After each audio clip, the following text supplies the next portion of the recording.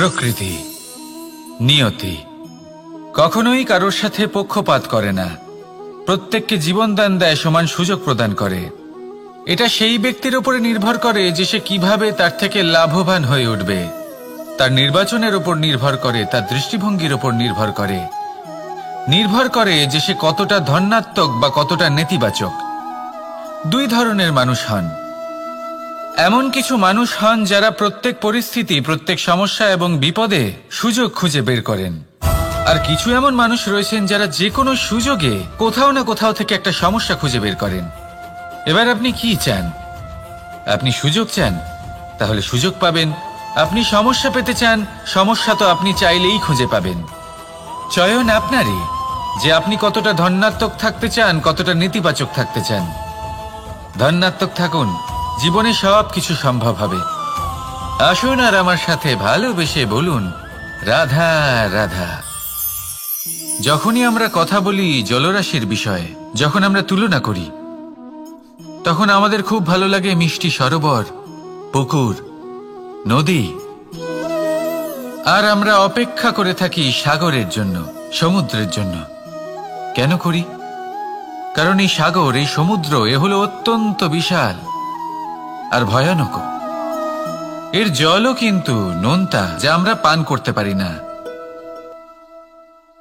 কখনো ভেবে দেখেছেন এই সমুদ্রের অন্তরে এই নোনতা জল, এই নোনতা ভাব, এটা আসে কোত্থেকে?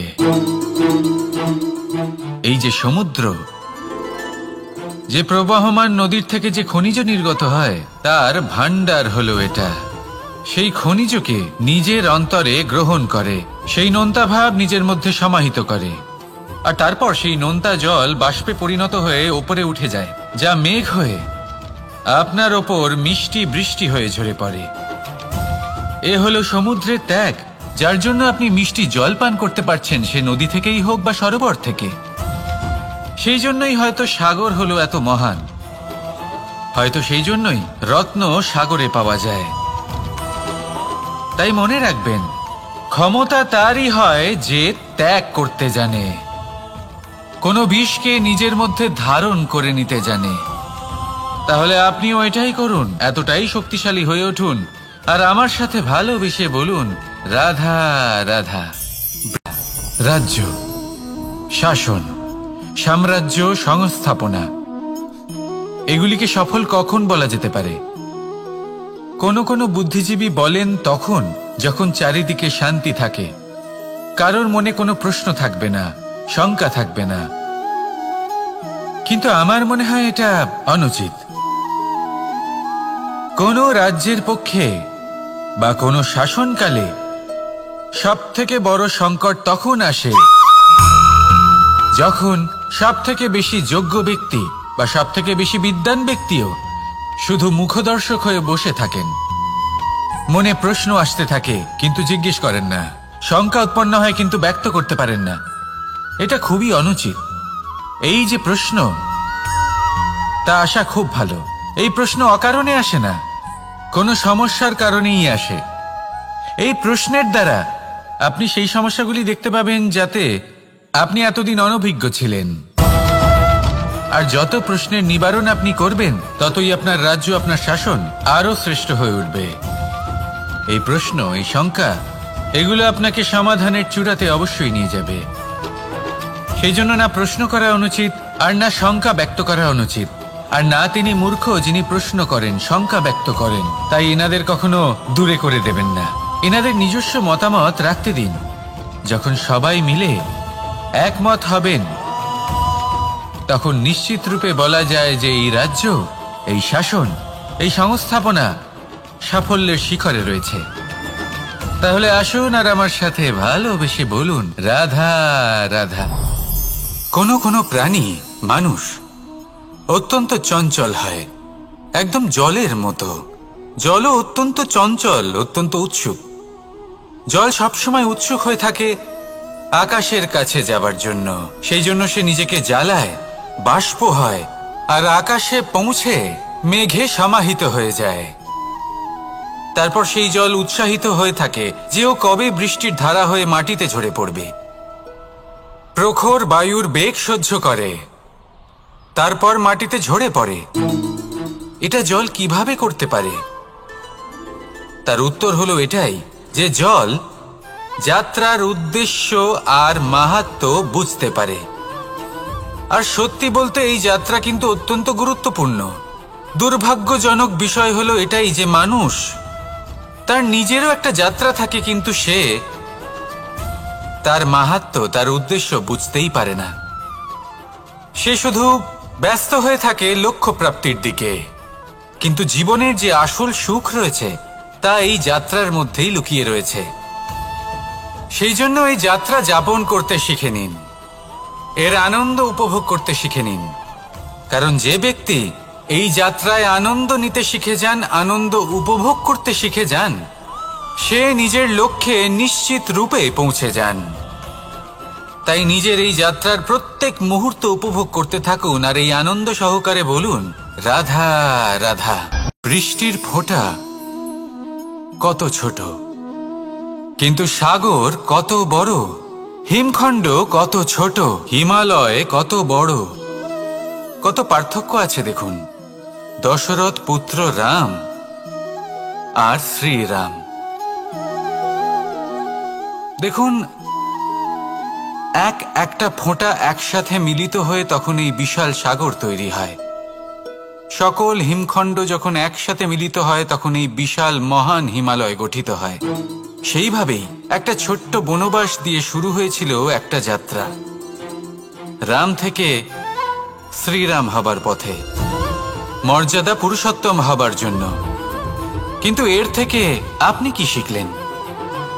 বিন্দু আসলে মহান নয়, মহান হলো সাগর। হিমখণ্ড মহান নয়, মহান হলো হিমালয়। অর্থাৎ কোনো মহান কাজ করার জন্য বা মহান হবার জন্য আপনাকে আরম্ভ করতে হবে ছোট থেকে। একটা অত্যন্ত সরল কিন্তু একটা গুরুত্বপূর্ণ কথা আমি আপনাকে বলতে চাই।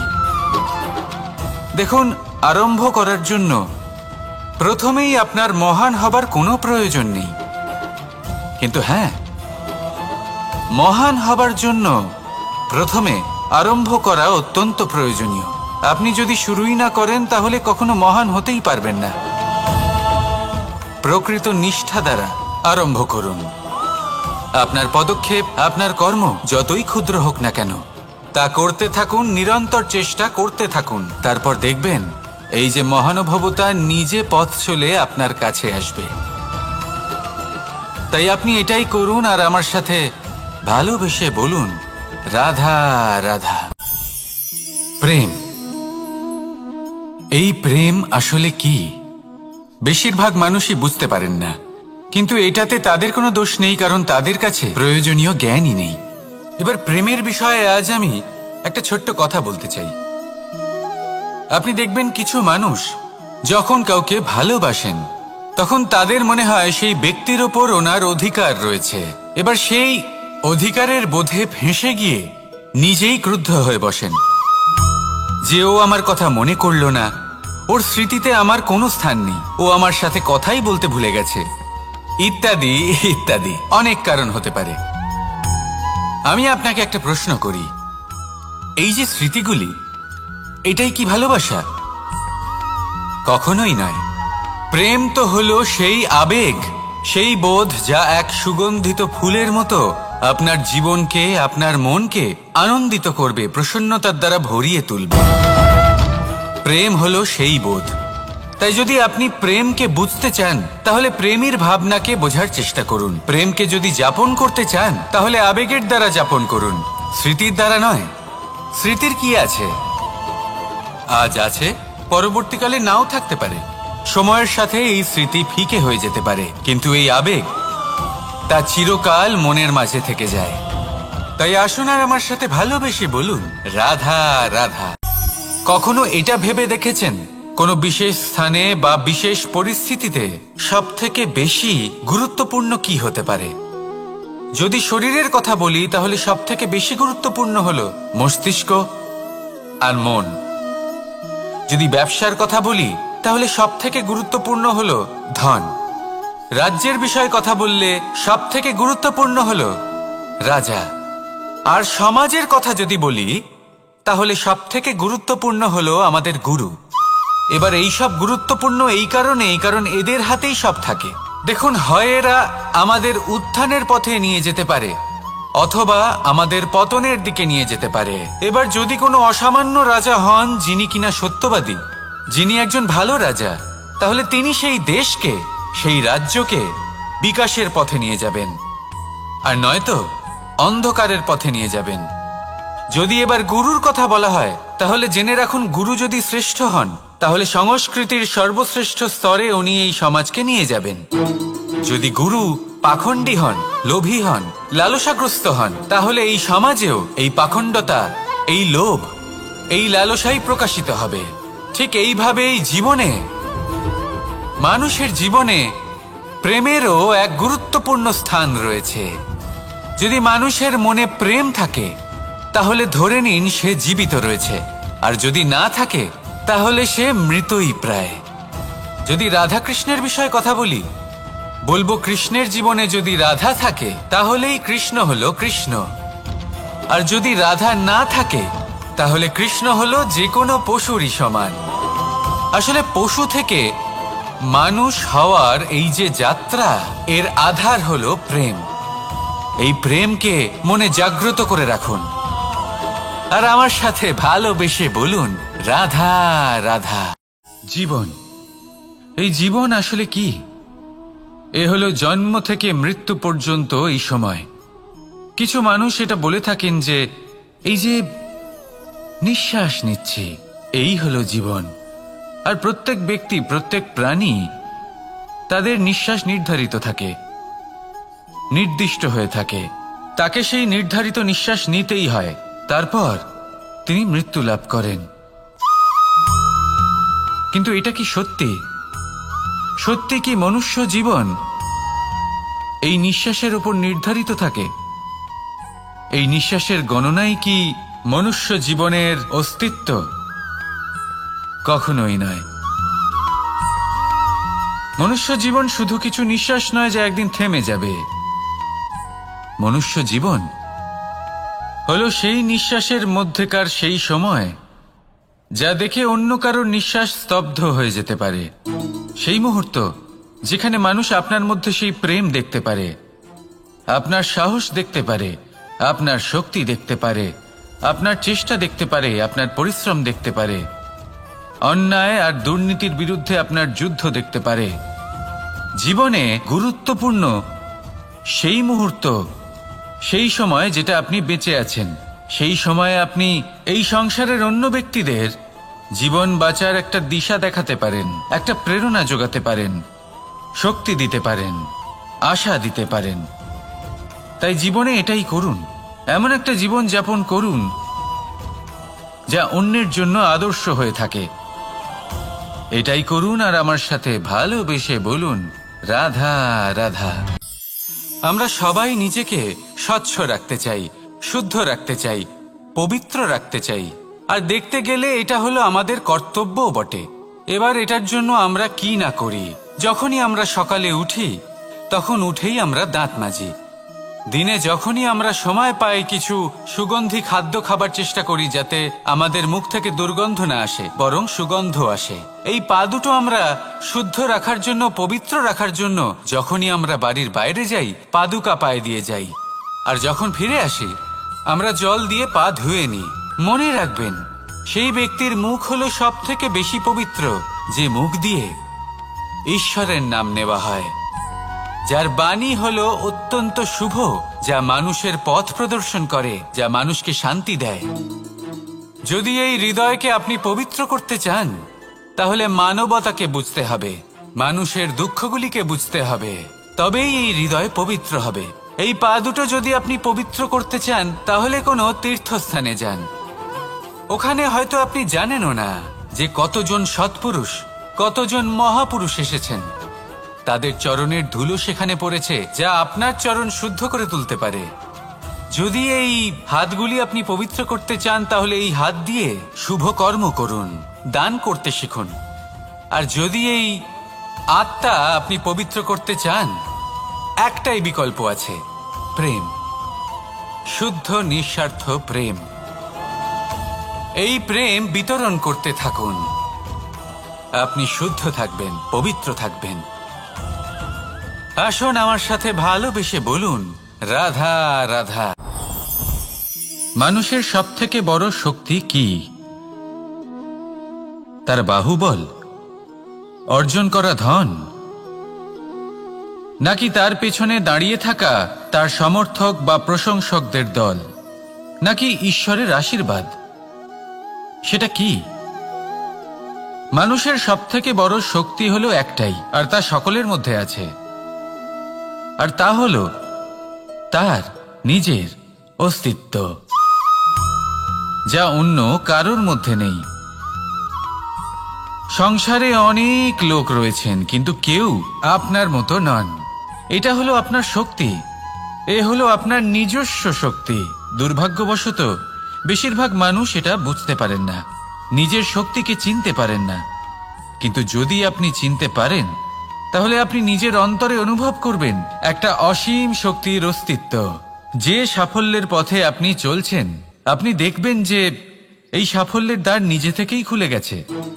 শুধু প্রয়োজন হলো নিজের এই শক্তিকে চিনে নেবার, নিজের এই বিশেষত্বকে বোঝার। কারণ এই যে আপনার বিশেষত্ব, এ কোনোদিনও আপনার থেকে দূরে চলে যাবে না, চিরকাল আপনার সাথে জড়িত থাকবে। যদি আমি বাহুবলের কথা বলি, সময়ের সাথে সেটা চলে যাবেই। যদি কথা বলি অর্জিত ধনের, তাহলে সময়ের সাথে সেটাও চলে যাবে। মিত্র, পরিবার, বন্ধু, আশীর্বাদ, এই সব কিছু আপনার থেকে দূরে চলে যেতে চলেছে, সেটা আপনিও জানেন। কিন্তু এই যে আপনার অস্তিত্ব, আপনার বিশেষ শক্তি যা শুধু আপনার সাথে আছে, তা চিরকাল আপনার সাথেই জুড়ে থাকবে। দরকার হলো শুধুমাত্র এটা চিনে নেওয়ার, নিজের উপর বিশ্বাস রাখার, আর জীবনে এগিয়ে চলার। আপনি যদি এটা করেন, তাহলে সবাই এটা দেখে আপনার থেকে শিক্ষা নেবেন। তাহলে এটাই করুন, আর আমার সাথে ভালোবেসে বলুন, রাধা রাধা। কথোপকথন অত্যন্ত গুরুত্বপূর্ণ। এটা প্রত্যেক সম্পর্কের জন্য, বরং জীবনের জন্য অত্যন্ত গুরুত্বপূর্ণ। যদি কথোপকথন না হয়, তাহলে আপনি অপর মানুষকে বুঝবেন কি করে, বা উনি আপনাকে বুঝবেন কি করে?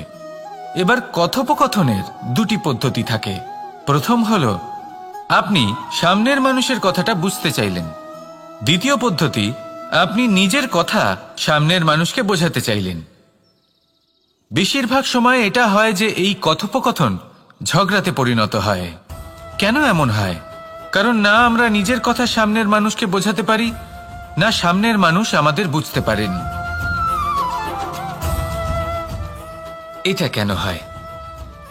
কারণ আমরা সামনের মানুষের কথাটা শুনি, কিন্তু সেটা বোঝার চেষ্টা করি না, তাকে উত্তর দিতে চাই। জীবনে সামনের মানুষের কথা শুনুন তাকে বোঝার জন্য, দেখবেন সব ভালো হয়ে যাবে। কারণ যে কোনো প্রশ্নের উত্তর আর যে কোনো উত্তরের আরও একটা প্রশ্ন, এটা শুধুমাত্র ঝগড়া সৃষ্টি করে। বরং সামনের মানুষের কথা শুনবেন শুধু তাকে বোঝার জন্য, তার কথা বোঝার জন্য। এই কথোপকথন প্রেমকে জন্ম দিয়ে থাকে। তাহলে আপনিও এটাই করুন, আর আমার সাথে ভালোবেসে বলুন, রাধা রাধা। অমৃত আসলে কি? আমরা সবাই জীবনে অমৃত লাভ করতে চাই, কিন্তু এই অমৃত আসলে কি? এ কি অমরত্ব লাভ করার কোনো মন্ত্র, নাকি সামনে এগোনোর কোনো পথ? নাকি অমৃত সেই রস যা অসুর আর দেবতারা সমুদ্র মন্থন করে লাভ করেছিলেন? নাকি সেই ওষুধ যা ঋষি মুনিরা ভ্রমণ করে খুঁজে বের করেছিলেন? অমৃত যদি কিছু হয়, তাহলে তা হলো আশা। কখনো কোনো মাতাকে দেখুন, উনি নিজের সন্তানকে কত আগলে রাখেন, তার যত্ন নেন, তার পালন পোষণ করেন, এই আশা নিয়ে যে পরবর্তী জীবনে এই সন্তান খুব বড় কিছু করবে, ওনাদের খুব ভালোবাসবে। এবার আগামী দিনে কি হতে চলেছে তা আমরা জানি না, পর মুহূর্তে কি হতে চলেছে তা আমরা জানি না, আগামী মুহূর্তে আপনি জীবিত থাকবেন কিনা সেটাও আমরা জানি না। কিন্তু আমরা অনেক বছরের পরিকল্পনা বানিয়ে ফেলি। সেটা অবশ্য মন্দ নয়। দেখুন, জীবন যাপন করার এই আশা, এটাই ভবিষ্যতের আধার হতে পারে। তাই এই আশা হলো গুরুত্বপূর্ণ, তাই একে নিজের সাথেই রাখুন।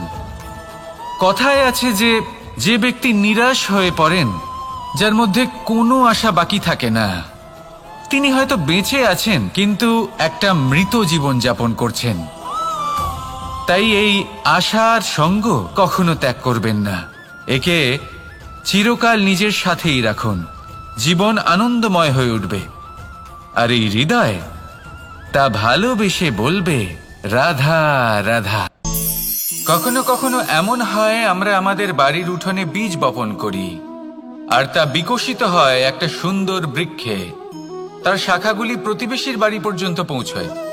ফলের বর্ষণ প্রতিবেশীর বাড়িতেও হয়ে থাকে, আর আমরা ভাবি গাছ আমরা উৎপন্ন করব আর ফল খাবেন আপনারা। এই কেমন কথা হলো? আপনাকে এই কথা বুঝতে হবে যে এসব হলো ভৌতিক বস্তু, সাংসারিক বস্তু। কখনো নিজের বাড়ির বাগানে ভালোবাসার গাছ বপন করে দেখুন, তার শাখাও প্রতিবেশীর বাড়ি পর্যন্ত পৌঁছবে, ফলের বর্ষণ সেখানেও হবে। কিন্তু সেই ফল চাইতে আপনাকে যেতে হবে না, সেই ফল দ্বিগুণ মাত্রায় আবার আপনার কাছেই ফিরে আসবে।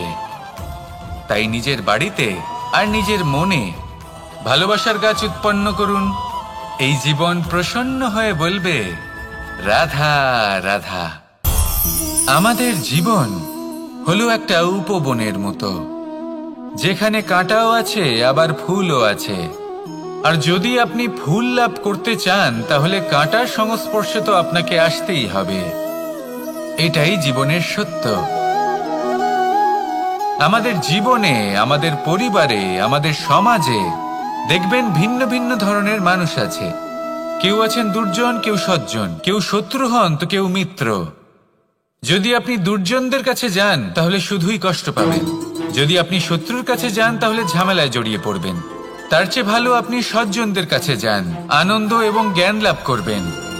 নিজের মিত্রদের কাছে যান, আপনি সাহস লাভ করবেন। আরো একটা কথা বলি, এই জীবন এত বড়ও নয় যে আপনি প্রত্যেক সমস্যায় প্রত্যেক মানুষের সাথে ঝামেলায় জড়াবেন। শুধু যার সাথে আপনার মনের মিল হবে তাকে প্রণাম করুন, আর যার সাথে মনের মিল হবে না তাকে দূর থেকে প্রণাম করুন। কিন্তু মনের মধ্যে থেকে প্রেমের বোধ কোথাও যেতে দেবেন না, কারণ এই ভালোবাসাই শেষ মুহূর্তে আপনার উচিত পথ প্রদর্শন করবে। তাই এই ভালোবাসাকে মনে জাগ্রত রাখুন, আর এই ভালোবাসার সাথেই বলুন রাধা রাধা। কখনো আপনি কোনো গোয়াল দেখেছেন? অধিক মাত্রায় গোবর পড়ে থাকে, আর ওখানে এক ধরনের পোকা দেখতে পাওয়া যায়, যাকে গুবরে পোকা বলা হয়। এরা কি করে? সারাদিন সেই গোবরেই বাস করে। সেই গোবরকে গোল আকৃতি প্রদান করে নিজের বাসার দিকে নিয়ে যাওয়ার চেষ্টা করে। অনেক পরিশ্রম করার পরে সেই গোবরের টুকরোগুলো নিজের বাসার দিকে নিয়ে যায়, আর বুঝতে পারে ওর বাসা তো খুবই ছোট, আর এই গোবরের টুকরো তো অত্যন্ত বড়, এ তো বাসাতে প্রবেশ করতেই পারবে না। তাও চেষ্টা করতে থাকে, শেষ পর্যন্ত অসফল হয়, আর সেই পোকা একাই বাসাতে ঢুকে যায়। এরকম মানুষের সাথেও হয়ে থাকে। সমস্ত জীবন মানুষ ধন, স্বর্ণ, সুখ স্বাচ্ছন্দ্য এই সব কিছু অর্জন করতে ব্যস্ত থাকে, আর যখন সময় আসে এই সংসারকে ত্যাগ করে চলে যাওয়ার, তখন সে বুঝতে পারে যে এই সব কিছু তো আমি নিজের সাথে নিয়ে যেতেই পারবো না। মনে দুঃখ নিয়ে সংসার থেকে বিদায় নেয় সে।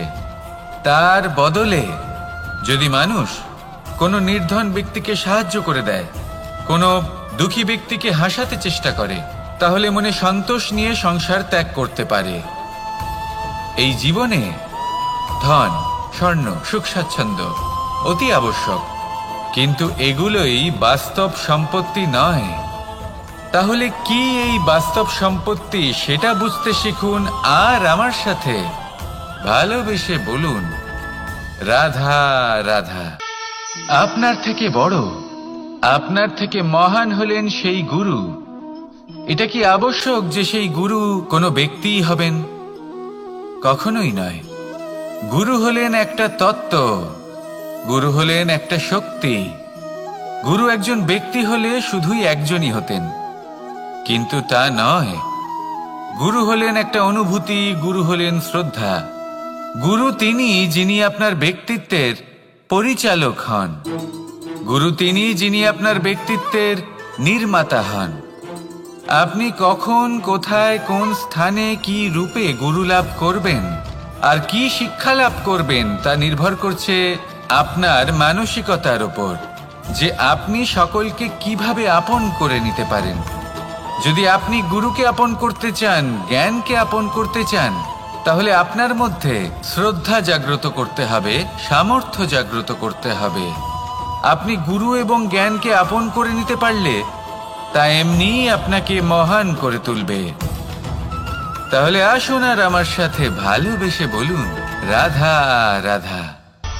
সময় এবং ধন, একটা যা প্রকৃতি আমাদের দান করেন আর একটা যা আমরা নিজেরা অর্জন করি। কিন্তু যখন হারিয়ে ফেলার প্রসঙ্গ আসে তখন আমরা এই দুই একসাথে হারিয়ে ফেলি। এই সময় যদি আপনি গুনতে থাকেন তাহলে তা এমনিও নষ্ট হয়ে যাবে, কারণ সময় গণনা করতে আপনি যে সময় ব্যতীত করেন তা তো এমনিই নষ্ট হয়ে যায়। এই সময়কে যদি আপনি একত্রিত করার চেষ্টা করেন তাহলে তা সম্ভব হবে না। সময়ের বিষয়ে শুধু একটাই কথা বলবো, আপনি যদি একে ব্যবহার করেন তাহলেই জীবনে বৃদ্ধি হবে। ধনের সাথেও এটাই হয়। কথায় আছে যে এই ধনের দ্বারাই ধন অর্জন করা সম্ভব।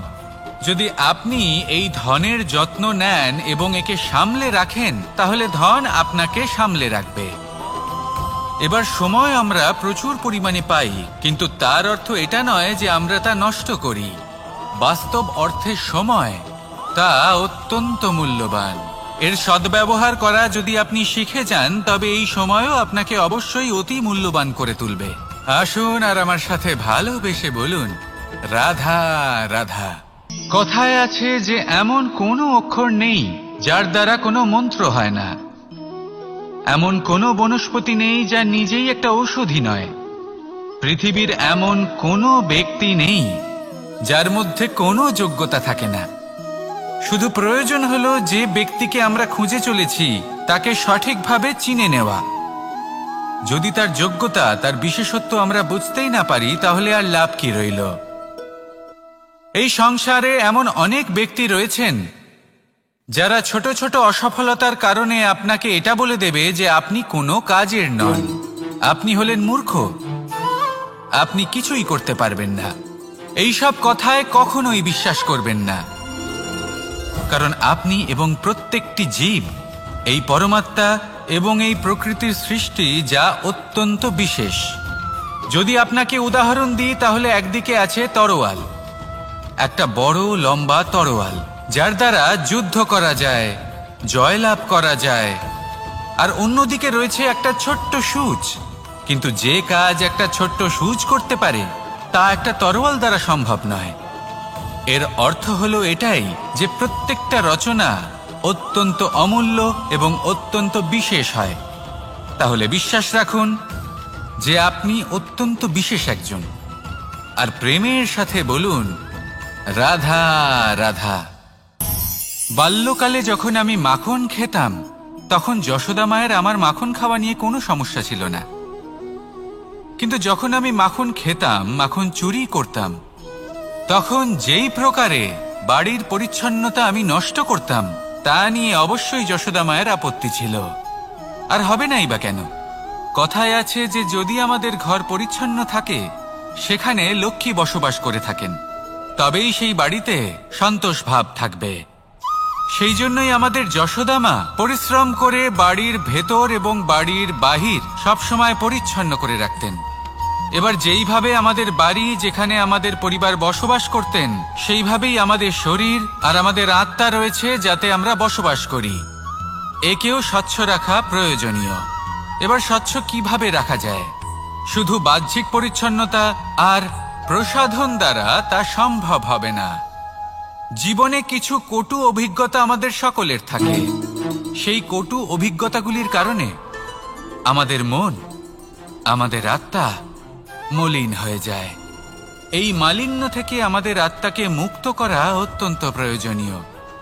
এই স্বচ্ছতা অত্যন্ত প্রয়োজনীয়। আর আমাদের এই মন মালিন্য থেকে মুক্ত হতে পারে শুধুমাত্র প্রেম এবং করুণার দ্বারা।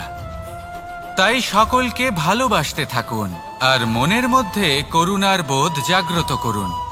কারণ যেইভাবে বাড়ি পরিষ্কার থাকলে তাতে লক্ষ্মী বসবাস করেন, সন্তোষবোধ বজায় থাকে, সেইভাবেই যদি মন স্বচ্ছ থাকে তাহলে তাতে সন্তোষও থাকবে, শান্তিও থাকবে। তাহলে ভালোবাসতে থাকুন, মনের মধ্যে করুণাবোধ জাগ্রত করুন আর আমার সাথে ভালোবেসে বলুন, রাধা রাধা। আপনি কখনো রেশমের কীট দেখেছেন?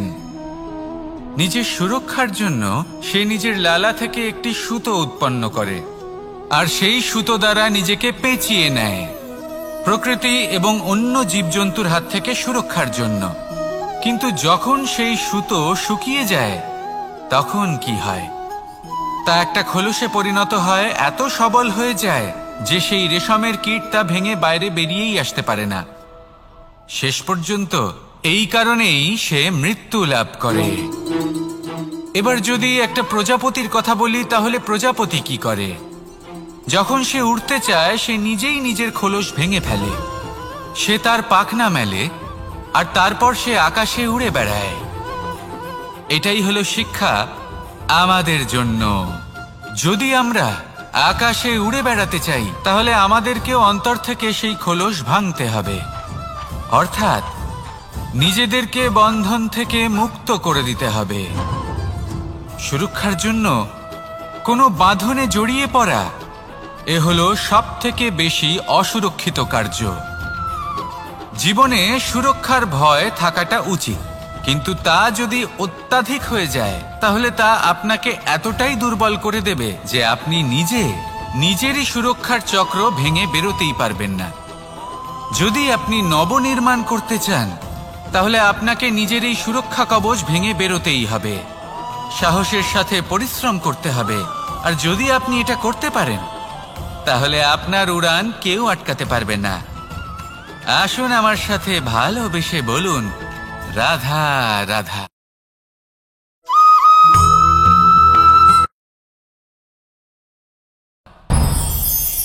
আমি মনুষ্যরূপে জন্ম নিয়েছি এবং সমস্ত কর্ম এই রূপেই করেছি। কিন্তু আশ্চর্যের বিষয় হলো যে আজও মানুষ আসেন এবং হাত জোড় করে প্রার্থনা করেন যেন আমি ওনাদের সহায়তা করি।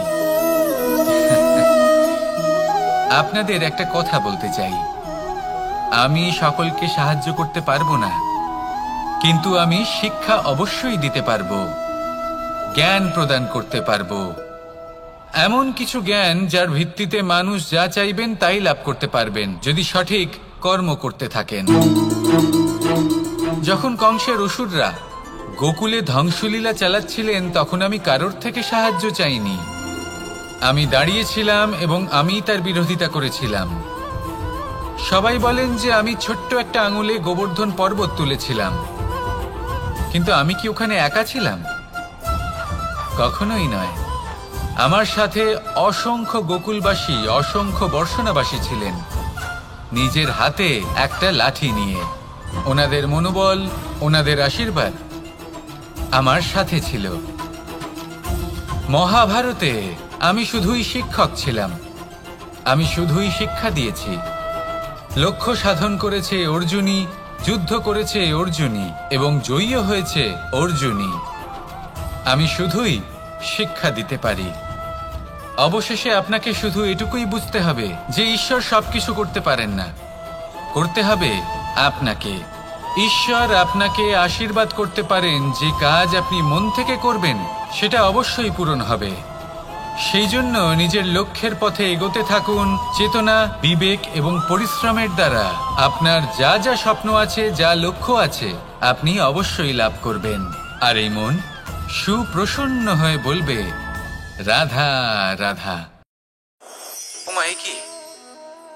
আমি কখন থেকে এখানে অপেক্ষা করছি, হাত পেতে দাঁড়িয়ে রয়েছি যাতে একটা ফল আমার হাতে এসে পড়ে এবং সেটা আমি খেতে পারি।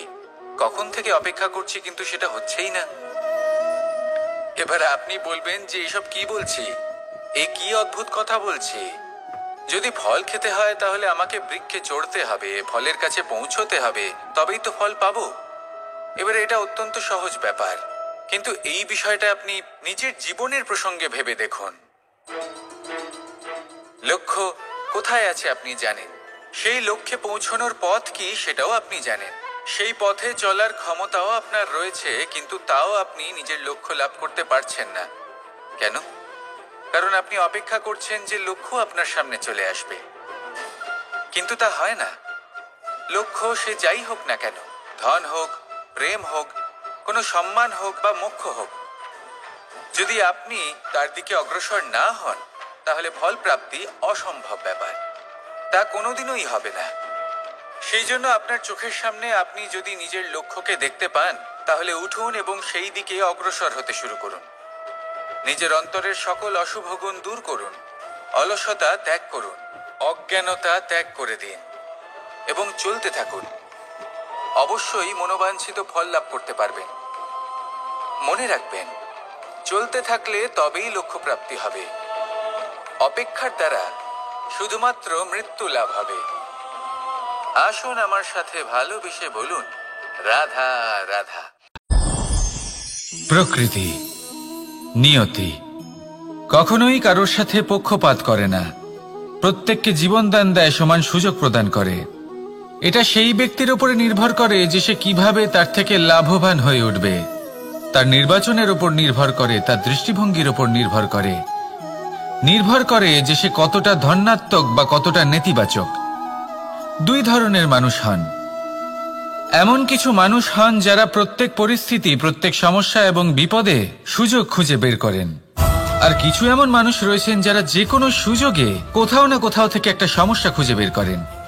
এবার আপনি কি চান? আপনি সুযোগ চান, তাহলে সুযোগ পাবেন। আপনি সমস্যা পেতে চান, সমস্যা তো আপনি চাইলেই খুঁজে পাবেন।